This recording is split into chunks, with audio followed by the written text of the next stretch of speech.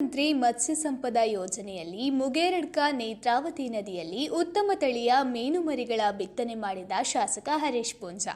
ಹೌದು, ಪ್ರಧಾನಮಂತ್ರಿ ಮತ್ಸ್ಯ ಸಂಪದ ಯೋಜನೆಯಡಿ ಬೆಳ್ತಂಗಡಿ ತಾಲೂಕಿನ ಬಂದಾರು ಗ್ರಾಮ ಪಂಚಾಯತ್ ವ್ಯಾಪ್ತಿಯ ಮೊಗ್ರು ಗ್ರಾಮದ ಮುಗೇರಡ್ಕ ಮೂವರು ದೈವಗಳ ದೈವಸ್ಥಾನದ ಮುಂಭಾಗದ ನೇತ್ರಾವತಿ ನದಿಯಲ್ಲಿ ಉತ್ತಮ ತಳಿಯ ಸುಮಾರು 2 ಲಕ್ಷ ಮೀನುಮರಿಗಳ ಬಿತ್ತನೆ ಕಾರ್ಯಕ್ರಮವನ್ನು ಬೆಳ್ತಂಗಡಿ ಶಾಸಕರಾದ ಮಾನ್ಯ ಹರೀಶ್ ಪೂಂಜಾರವರು ನೆರವೇರಿಸಿದರು.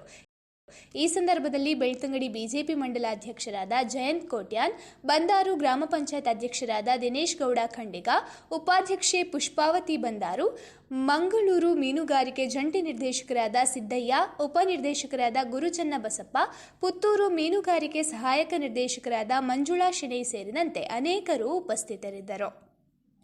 ಸತ್ಯ, ಸ್ಪಷ್ಟ, ನೇರ ಸುದ್ದಿಯೊಂದಿಗೆ ಯು ಪ್ಲಸ್ ಟಿವಿ.